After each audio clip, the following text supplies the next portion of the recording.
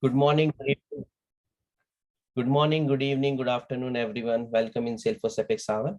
My name is Amit Chaudhary. I'm the founder and the co-host for the Epics Hour today.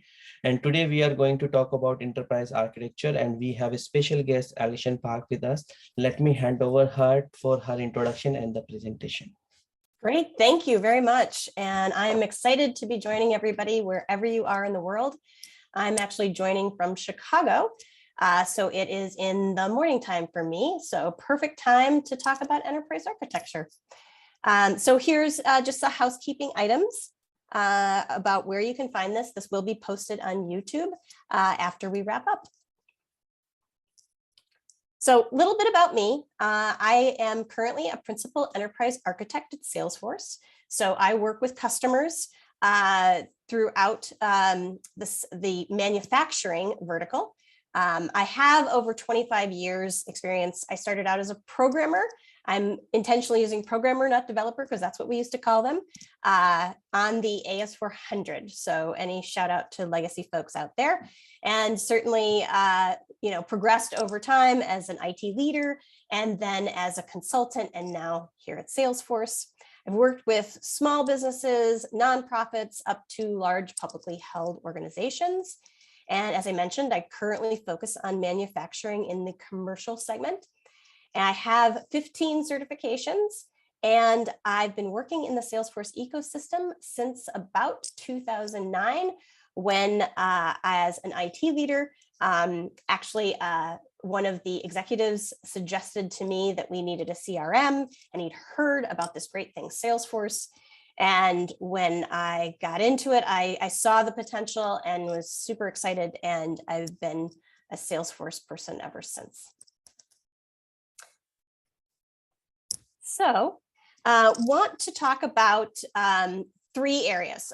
One, I want to talk about why enterprise architecture, describe what it is, in very general terms, looking across the discipline.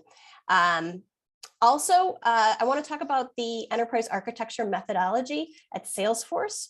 It's really built to be able to help our customers with enterprise architecture in a matter of weeks, as opposed to many months or years. So it's really compressed, and I want to talk about that. And ideally, you can take away some practical applications of enterprise architecture thinking. You're probably already doing it. But give you some more methodologies, more tools in your tool chest to take that back to your organization and really grow enterprise architecture at your organization, no matter how large it is. And then as I get into that application, I'll give you some practical things. Again, this will be up on YouTube, so you can refer back to it and get some ideas on how that actually looks and how you actually pull things together, and even to share within your organization.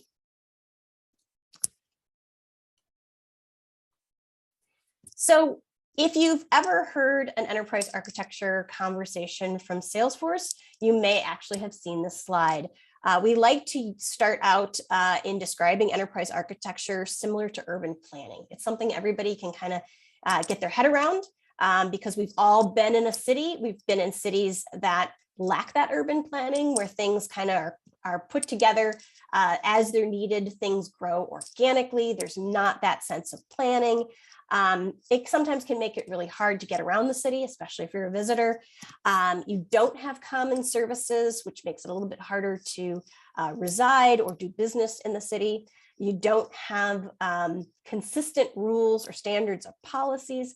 And as a result, it makes it really difficult to grow the city in a meaningful way, because that kind of quality of life of living in that city is not where it could be. Versus good urban planning, which is very future looking. So you've done the planning and the analysis to figure out how big is it going to grow, what kinds of businesses do we want to have there, what kind of residents, how do we share common services, things like water, electricity, where are all these things coming from, and we plan for expansion. We've got standards, so depending on where it is in the world, we make sure that we keep it safe and keep it efficient. And it's very organized and structured, and we're thinking about growth from the very beginning. Where are we headed? What do we want to do? And we're probably renewing that plan on a regular basis to check in and understand how the city's growing and what future plans we need to take into account. So to bring that back to what we all experience in the information technology world, you want to have this enterprise approach because business transformation is really key. What's that experience for the users? Are they coming into the organization? Are they swivel chairing between applications? How efficient or inefficient is that experience? Especially when you think about the employee experience and how that impacts the customer experience. That's always, at the center of what we're doing at Salesforce. So we want to be thinking about that business transformation and that process.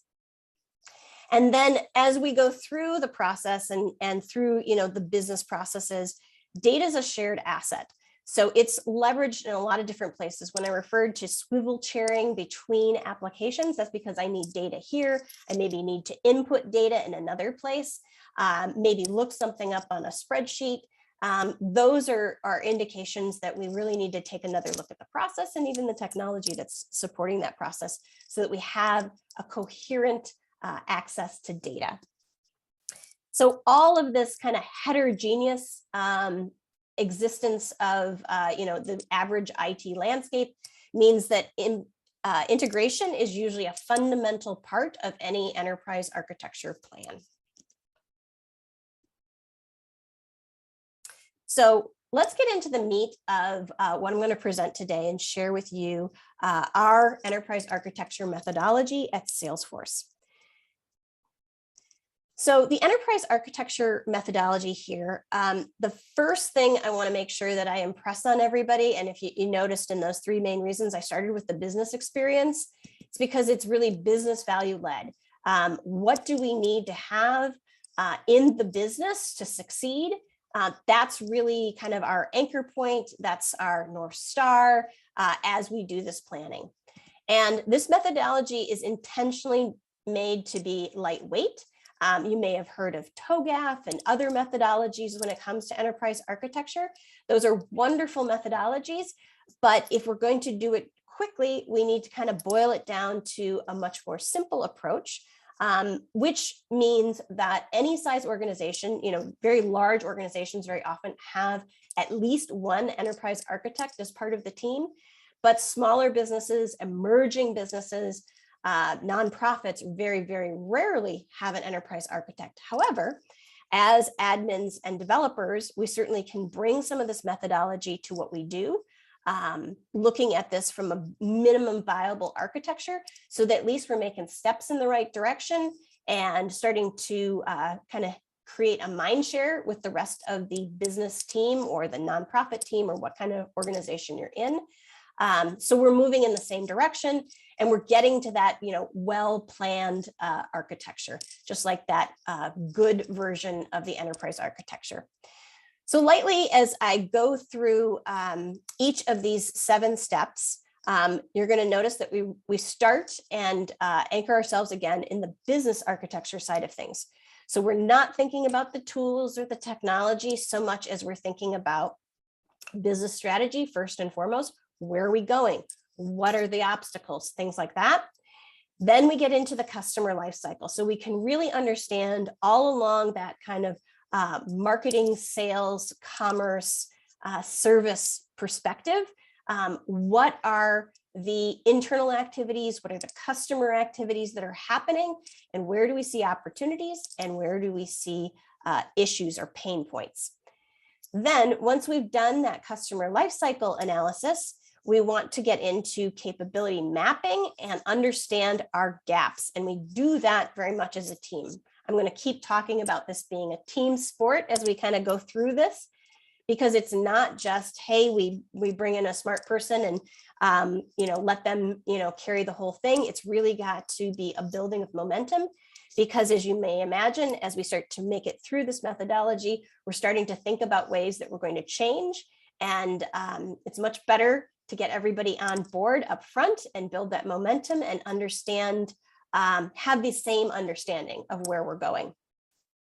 And then as we get into the technical architecture side of this, we want to look at the current state. We want to understand the current initiatives that the technical team, the IT team is undertaking. We want to then create, based on what we've seen with the business architecture, a future state vision, stated very similarly to the way we stated the current state, so that folks can kind of see, this is where we are and this is where we're going. And then the strategic roadmap is what's going to kind of draw the lines of how we're going to get there, because we're not going to get there in one step. We want to get there over time. We've got to start with foundational things and always be thinking about change management. And then lastly, and this is a very important step, is what's the business value of that roadmap? What kind of benefit do we expect to see in business terms, either growing whatever base we have, growing the business in some positive way, or risk management, and usually a combination of the two. And let's quantify that, pardon me, as closely as we can. So I'm going to dive into each of these. I gave you a high-level overview of each one, but I want to get into the actually how are we going to apply these? What we talked about in those 7 steps probably makes good common sense, but what are some of the tools we can use to actually, bring it to fruition? So the very first step was business strategy. And what I suggest when you're undertaking, pardon me, any kind of business architecture undertaking, that business strategy piece really has to be your first step. Even if you're going to kind of mix and match and maybe cover the other ones more lightly, that business strategy really builds the foundation and the sponsorship in the top level in the organization, so that they buy in to what's being created in this enterprise architecture plan.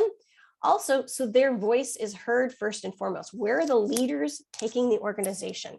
How do they see it growing? What obstacles? And you want to have that kind of very full conversation with them, and for them to understand where you're coming from. So at Salesforce, we use some of these basic questions. This is, if you look at it closely, it's kind of a V2 MOM: vision, values, methods, obstacles, and measures.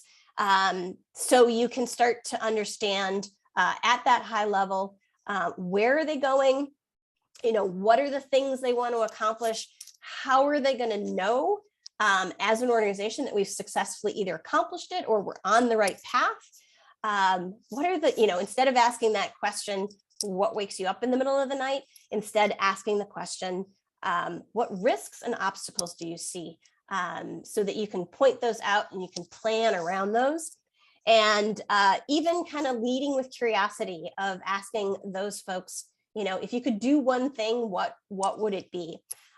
Very often when we go through these questions, I give them ahead of time so that folks can kind of think about what their answer is going to be. I try to keep these interviews very short, under 30 minutes for sure, and a small group. So you're not having like 10 or more people in the room. Ideally, it's a couple people on the interviewing side and one person being interviewed. And if you're doing it right, they do most of the talking. You want to hear kind of their unfiltered view of where they see things going. The pitfall I've found as I start these interviews is very often, as I'm at Salesforce, they want to talk specifically where they see Salesforce playing in the strategy. Or when I was in IT, when I would ask these questions, they were always, talking to me about what they saw from an IT perspective, rather than really talking frankly about where they saw the vision of their business, regardless of technology.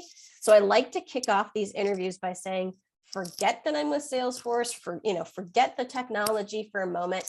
Just talk to me, about what you're trying to accomplish and those risks and obstacles that you see, and really try to lead the conversation in general, so that we really have, in a short period of time, a good holistic vision of where that leader sees the organization going.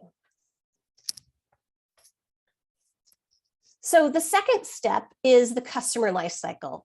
And for this step, we're actually going to open it up more to a larger team. And if you can, in the pre-COVID days, we would actually go on site and do a 3 or 4 hour workshop with the various areas within a customer lifecycle. So like I mentioned, the marketing, the sales folks, the service folks, all the way through that process. And we'd actually, just like this picture is depicting, is we just use sticky notes and we ask folks to come up and for the areas that they have knowledge of, share, these are the customer activities that we do in marketing, for example. These are the internal activities, and here are the pains, and here are the opportunities. Pains and opportunities are really different sides of the same coin, but putting both of those out there gives people the ability to say, I'm really frustrated with this process. It takes too long, whatever that pain is, that they can express it like that without feeling the weight of suggesting a solution. And then opportunities being the flip side of that, of saying, hey, I was working someplace else and we solved it this way. Or I think it would really unlock a lot of value if we could do this thing. So while, you might argue that they're one and the same things, really being able to allow folks to articulate the pains and opportunities individually really kind of opens up their imagination and starts to kind of get those creative juices flowing. If you've ever done process reengineering, this is not process reengineering.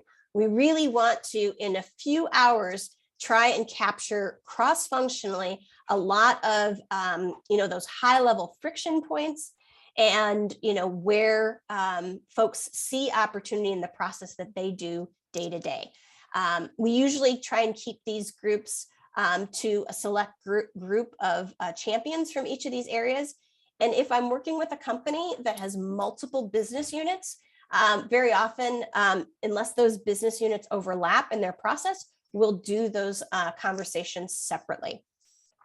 In the day of COVID now, where we're doing a lot of virtual, and I don't think we're ever going to fully lose the virtual ever again, because it certainly saves on travel costs and can make a lot of things a lot more approachable and in a quicker amount of time, because you don't have to fly people and reserve rooms and do all those kinds of things. I use things like Miro and Jamboard to basically do the same things as these sticky notes. And you can do it a couple of ways. You can be, the facilitator, which kind of single threads the conversation, which very often can be a really great opportunity to just get them going, get their creative juices going, and talk about those ideas in a single threaded way. Versus if you actually give them access to whatever that virtual tool is, then they can do just like they were in the room, where they create the sticky notes and they put it in their respective places. And then as facilitator, once you have all the sticky notes and you've given them that, kind of a time box chance to put their sticky notes up, then facilitate through each of those areas, getting more information and just understanding how to classify all these pieces of information. So that gives you one way to do a customer lifecycle analysis. Again, you're really trying to capture a high level pattern, as opposed to actually getting in there and understanding every single step in the process. The third area is capability map and gap. So because we did that customer lifecycle with that larger group, we now understand what capabilities are showing up in what they shared with us. So as enterprise architects, we figure out what are those capabilities. So let me tell you a little bit more about capabilities, if this may be a new concept for you. Capabilities are really a tool that we use so that we can understand what the business needs to do. It doesn't necessarily mean, hey, we got to go buy a product that does this capability. It's more really trying to lay that groundwork so we don't start getting into a tool or requirement conversation too early. We really want to understand those capabilities at a higher level. Like we say here, capabilities have a relationship to IT deployments and future state architecture, but they are still business capabilities and they are not IT capabilities.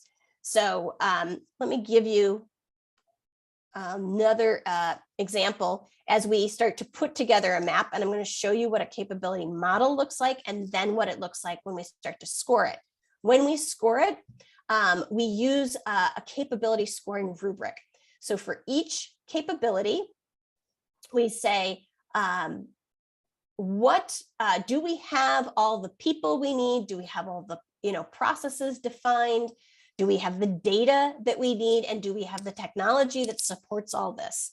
If folks are looking at the capability, like I'm going to pick on lead management, if they look at that lead management and they say, yes, I think we got the people we need, we have a well-defined process, we could always use a little bit more data, we might be a little weak on that, but we got the technology that we need to do that, then that score would be higher versus if we start saying, we don't really have a well-defined process, we don't have the data we need, and maybe the people and or the technology are a little weaker, then we start to push into larger gaps as we look at things. What I stress when we go through this is we're not looking for perfection. We're not looking for straight A's. We just want to understand where we have gaps and kind of where it is on a scale. And then pretty much the same thing with business impact. If we were doing this capability at its absolute best, would that have a high, medium, or low business impact? In other words, again, with lead generation, if I was doing lead generation as well as I possibly could, that might have a high impact on the business versus a business where, leads are things that are nice to have, but we have a really small market or group that we are working with, and we kind of already know who they are. So leads are really immaterial and have a low impact. So those are the two scoring rubric pieces that we want to look at. What we have, and this is something, if you have a moment, jot down this URL. We'll certainly make, like we said, all this available online, but this URL is actually all of our Salesforce business capabilities. And the great thing about these is that it breaks down in all these particular areas for our core business capabilities, but we also have some specialized cards and we're always adding to it. And that's a nice thing about having it online. On the back side of these cards, we have the definition for the capability. How are we defining it? We also have some KPIs, some best practices, and some other ideas around that capability so that you can really start to understand what is that capability and have a standard to work with. So I think this is kind of the best tool that I can give and share with you today. Even if you're just mildly curious, go check that out. It's a nice Prezi link, so you can bounce in and out of different cards. And if you find that you're working for a financial or healthcare organization or any of these other organizations, you can get ones that are specialized to your industry.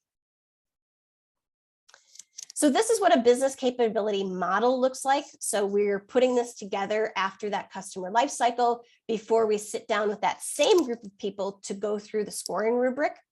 And we want them to be thinking as far as from the beginning of the process and marketing, the discovery on through to supporting them and continuing to make a loyal customer or client or whatever the organization's mission is. Throughout this area, you're going to have capabilities specific to marketing, specific to sales, as well as support. If you have field service, maybe that's a part of it. This is just a sample, so you don't necessarily have every single capability out there. You really want to tailor it to the ones that are important for your organization. And then there's also these foundational capabilities, which are really those capabilities that run across all these areas. And that you might identify these more as IT capabilities, but it's important to point out, mobility, collaboration, security, integration, all these things how well or not well is it working for the organization, and how impactful might it be if we focused on that particular capability. And then what we end up with, as an example, is this kind of heat map of where we have large gaps in those particular areas and those particular capabilities, as well as letters indicating where there is high, medium, or low business impact. So this helps us when we go later on to creating the roadmap to understand, where do I see, H's for high impact and large gap. Those are the things I'm probably going to move into that first phase of saying, how can we get this capability improved, close the gap, because that's probably where the dollars are at the beginning, and make sure that we just take one step into it, creating that foundation in that roadmap.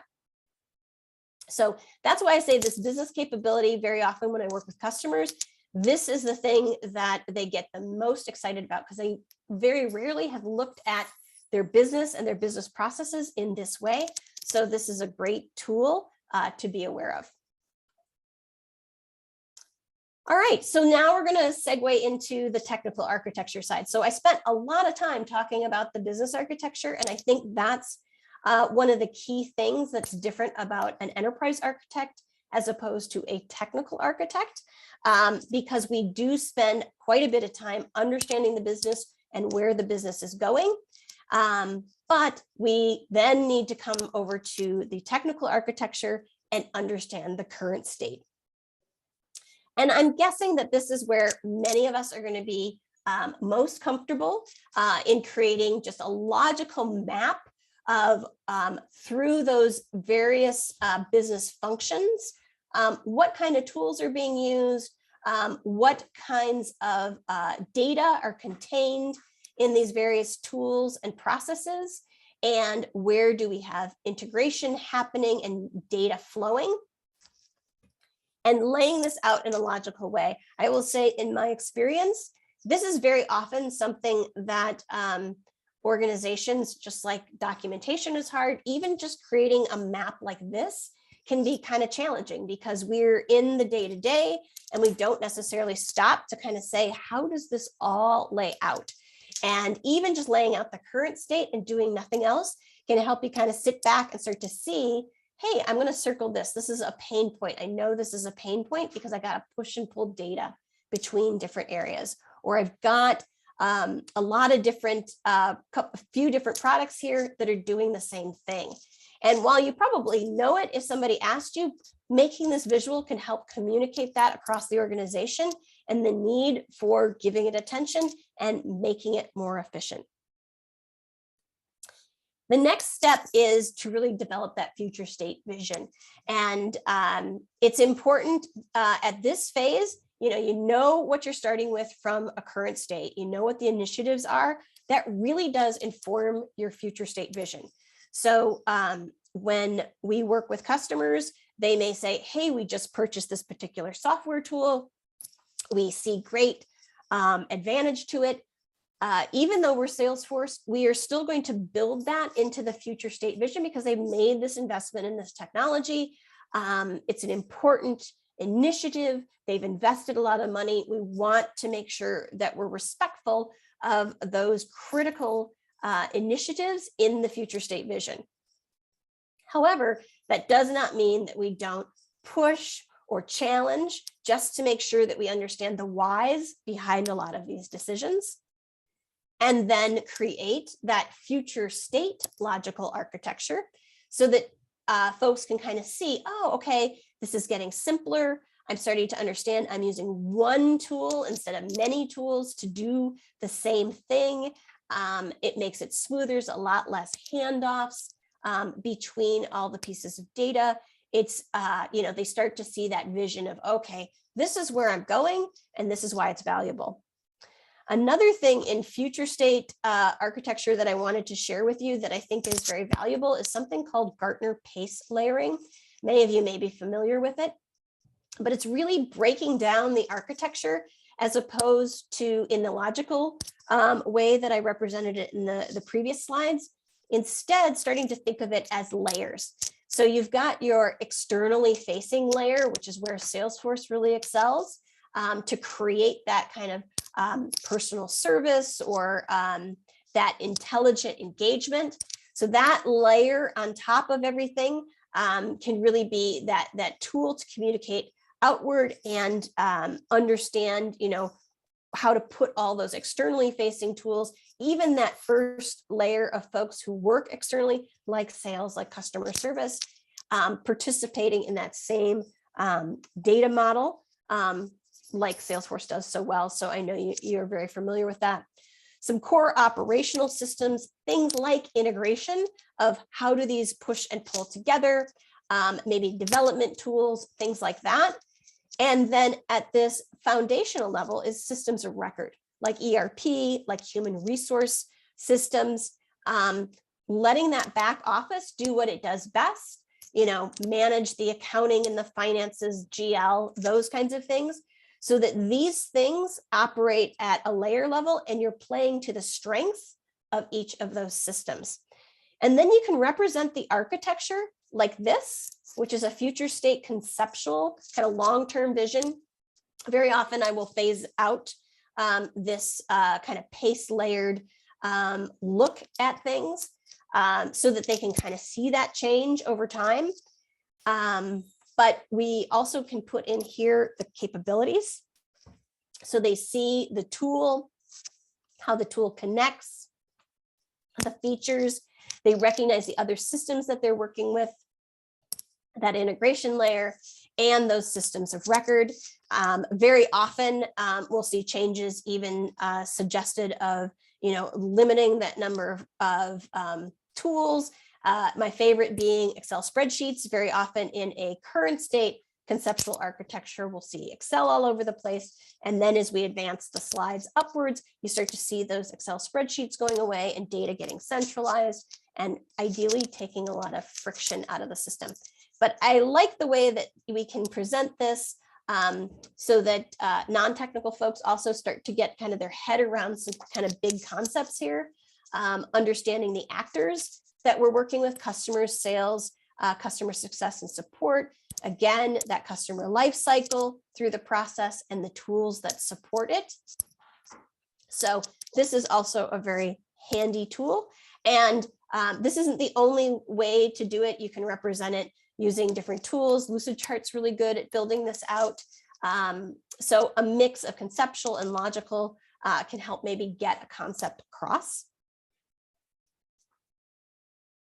And then the strategic roadmap. So that's really drawing the line between that current state architecture and that future state vision and how we're going to go about it. So what that looks like is really summarizing what are the strategies for each phase. And I like breaking it down into 3 phases because it's much simpler to get your arms around at a glance. Very often, as you're looking at a strategic roadmap, you're thinking about what's our next step. And there's a lot of conversation about what are those next steps. Maybe you're piloting a few things, kind of what are we doing? And loosely, this whole roadmap is showing anywhere from 18 months to 3 years, depending on how much change. You don't want to bite off too much at one time. So helping kind of pace that out and manage that, and understand what capabilities am I going to be affecting in each of these phases, and what benefits am I going to see in all of these phases.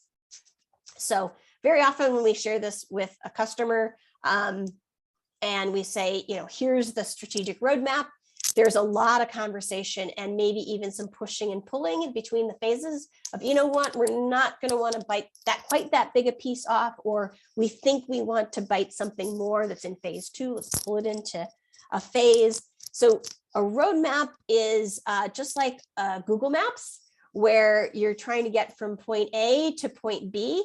And it gives you a couple of different routes to choose from. One might take a little bit more time, but one might be a little bit more direct, or might go by, something that you can stop off at, and that's a favorable thing.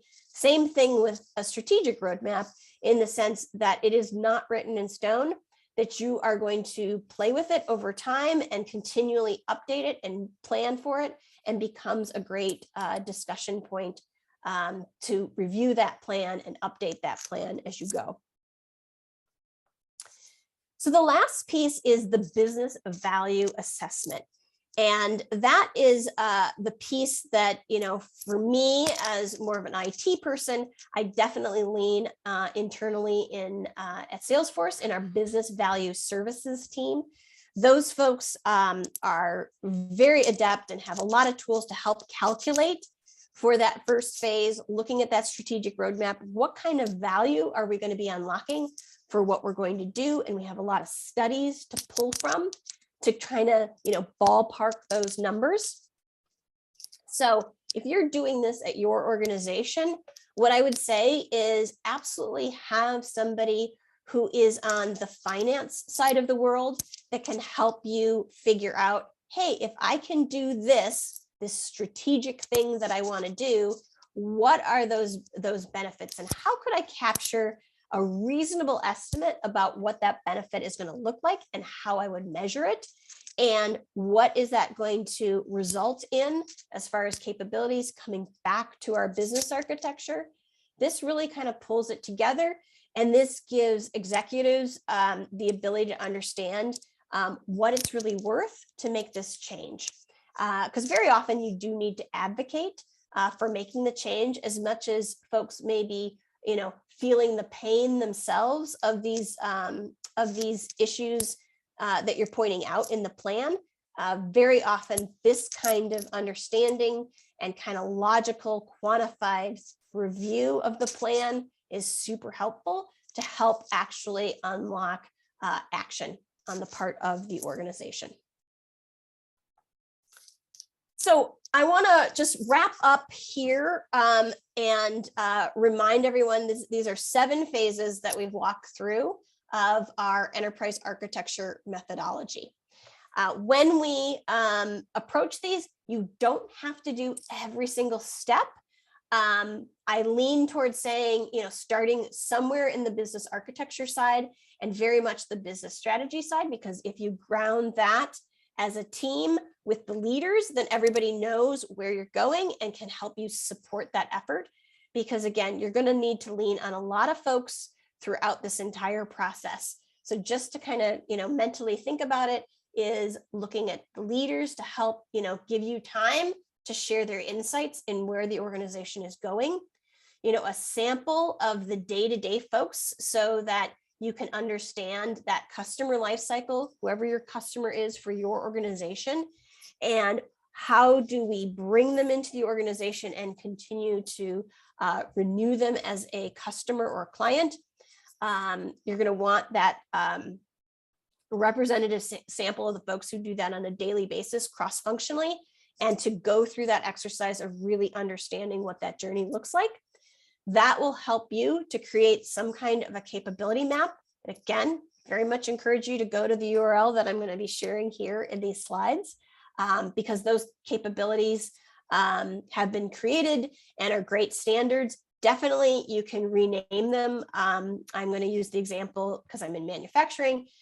There's partner capabilities, but very often when I say partner, the organization I'm working with might say, well, I don't understand what a partner is. Is that my customer? Is that somebody else? So then I want to put it in their language. So rather than talk about partner capabilities, I might talk about dealer or distributor or technician capabilities, depending on those external parties who are helping you go through that customer lifecycle, if they exist. So the capability map should be very relevant to folks when you create it. And that same group that did the customer lifecycle is going to go ahead and help you establish what those gaps are. And that's important so that everybody is continuing to be on the same page about what the current state is and what are the priorities as you move forward. And then certainly the technical folks to understand the current state and to even help participate in building that future state vision. When you bring in more people, as sometimes it slows the process down, but it ultimately will help you to be more successful. so that by the time you're getting to strategic roadmap and proving out that business value assessment with the help of the right people in finance, everybody's on the same page. They've come along on this whole journey all along the way. And I do want to say, as you're starting this process, a little bit of planning goes a long way. So definitely invest a little bit of time to understand what's your scope, who are you going to ask to participate in it, and what is the time that you need from all these folks to participate in it, and what's the benefit we're going to get at the back end of the process. Okay, thank you very much. I appreciate your time, and I want to make sure we get to some of these questions. So I didn't want to just talk at you the whole time. Thank you, Alison. There's one question in the chat window. Would you like to read, or you want me to read? I can read. I just want to make sure that, okay, I'll start with Pradeep. What are some of the best ways to conduct these customer lifecycle analysis workshops now virtually during remote working days? Yeah, that's a great call out. What I use is I use a Miro board.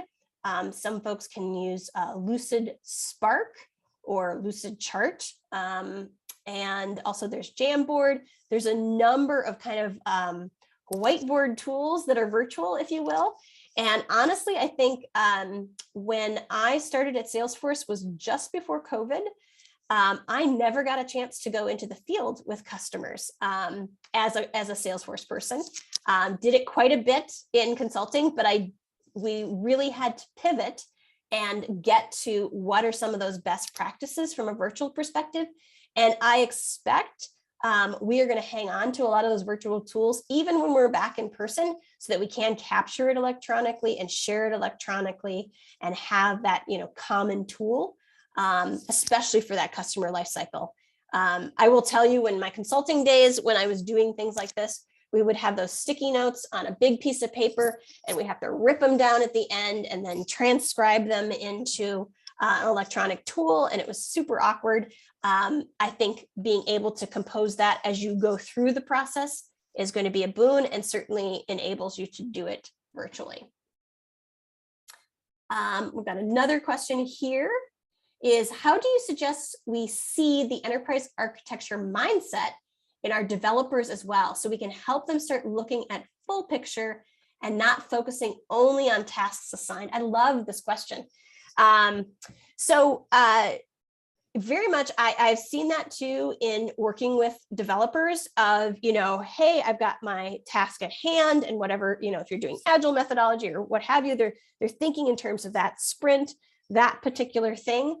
I think it comes up in, as you are working with the developers, helping them to understand that larger vision, not only in how they're solving that task and using good, clean code to do it, because likely they're the ones that are going to have to come back and fix it or augment it, depending on how that business changes.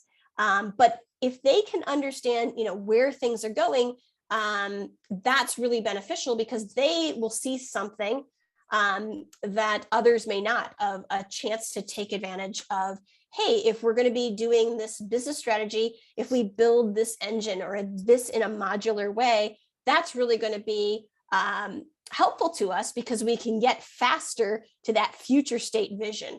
So, thinking beyond, the current sprint or the current task is just something that is like kind of a continual drumbeat, so that those questions are always being asked of them. So they start to think about, where am I going with this? Why am I doing this particular task? How is this helping the organization? And, what could I do to continually build on it, make it more efficient, refactor it, all those kinds of things, all those kinds of ideas that they're probably already thinking about, and aligning it to that enterprise architecture and bringing them into the process, especially when you're doing that technical architecture, and certainly don't keep the business architecture secret from them. The best things when we're going through the business architecture, especially in the customer lifecycle and even in the map gap analysis, is to have the technical folks, if only in listen only if that makes sense, so they can hear what's being said and what that user experience is. Great, good. It sounds like that was helpful. And can you please guide on how one should prepare towards architectural, as most of the time architecture team is different and dev team is not directly involved? So, so I think what you're asking is, as developers, I want to start to grow into that more architectural role. I think bringing, if you're separated from the architecture team in a way, and you're not hearing what's happening from an architecture perspective, this might be a stretch depending on how the organization works and how comfortable you are. But as a developer, reaching out to the architects and asking questions, not just about the task you're doing, maybe even just have a coffee with them, or a virtual coffee, what have you, to understand what are they working with, what are some of the challenges they're having, how can you help, just really building a good relationship with them, I think can really foster that communication and hopefully open that door a little bit wider so developers can see what's happening from an architectural perspective and have a exchange of ideas and just kind of build on that team.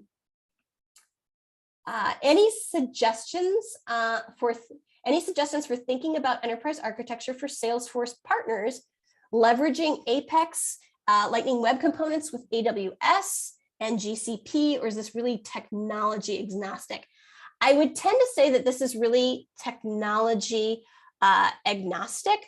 This approach, this methodology is definitely coming from Salesforce enterprise architecture. However, I think capabilities are designed to be agnostic. And as enterprise architects, you're going to work with a lot of different tools beyond Salesforce. So understanding those other tools that you see and software products and technology tools and how those fit together and what kind of capabilities they're strong in is going to really help with the enterprise architecture. I hope that was helpful. For those who come with technical solution architecture exposure and mindset, how to ramp up on business architecture skills and do such workshops with C-suite and VP audiences. Great question.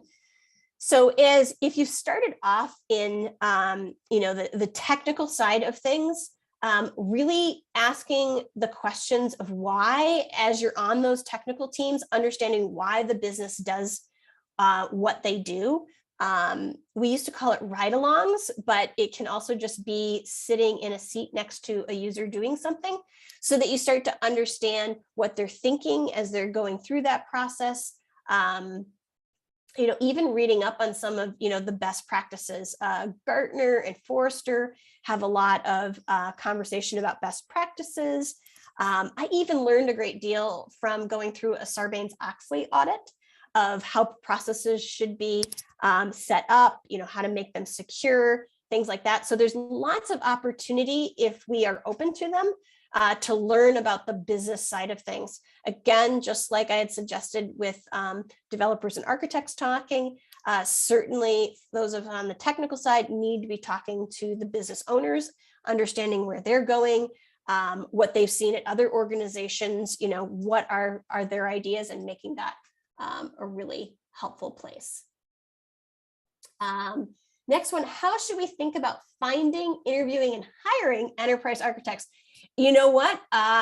If I could figure out a really good idea of that, I'd love to know the answer to this question. Definitely, I am doing this to hopefully inspire many of you to think about enterprise architecture and what it takes to become an enterprise architect. I think we definitely have very few women in enterprise architecture. I'd love to see that change. So what I will say is that enterprise architecture is getting more coverage from the architect relations team. So we're going to start to have more things out there for learning about enterprise architecture and really getting more of a foundation of what it is. So we'll see that first. I think we're going to be sharing that with our partners, and then I think widely with more of the community. So I'm hoping that we'll all start to think about enterprise architecture as much as we're thinking about the technical architecture, which is certainly a component in Salesforce, but enterprise architecture, as we've grown the platform, is really an important component for many organizations. So there's not one place, but LinkedIn is a great place. There is an enterprise architecture group out on LinkedIn as well. So join that and you can start to kind of hear and see a lot more about enterprise architecture. The artifacts will be shared. So rest assured, the slides will be shared. And I have one link in there for the capability cards, which again, free resource, definitely take advantage of it. Okay, good. I'm not seeing, I'm scrolling through. For Salesforce Enterprise Architect, any single source of information resource to know the high-level capabilities and features of different Salesforce products. Yes. If as we go through looking at capabilities, we definitely are aware of which products map to, if you will, which capabilities. But we're really thinking from a capability perspective and taking into account the products that they already have. So as our platform expands and new products are developed, those capabilities are continuing to shift and expand. So there's not really a static resource that we have. But certainly, if you're internal to Salesforce, feel free to reach out to me after this and we can coordinate on that. And the capability cards and artifacts, you know what, I should probably jump back to that so that you can see that link.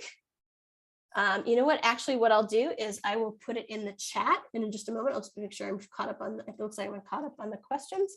So if you give me just a moment, I will put the link into the chat.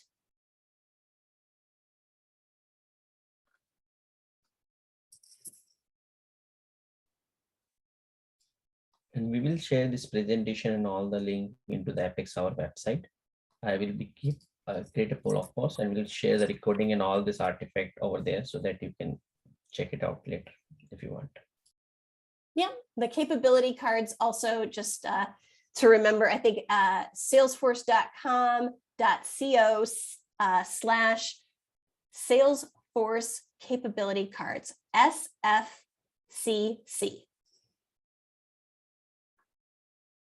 Okay, good. I think I've gotten to everybody's questions. If there's nothing else, I can pass it back. And thank you again for your time and letting me share a little bit about enterprise architecture with you. And thank you so much, Risha, for such a great presentation. And the recording and the presentation will be soon shared on Apex Hour website. If you join late, don't forget to subscribe our Apex Hour YouTube channel so that you will be watch this session again. And you can also watch previously architecture session on our Apex Hour YouTube playlist. So don't forget to that and look into that.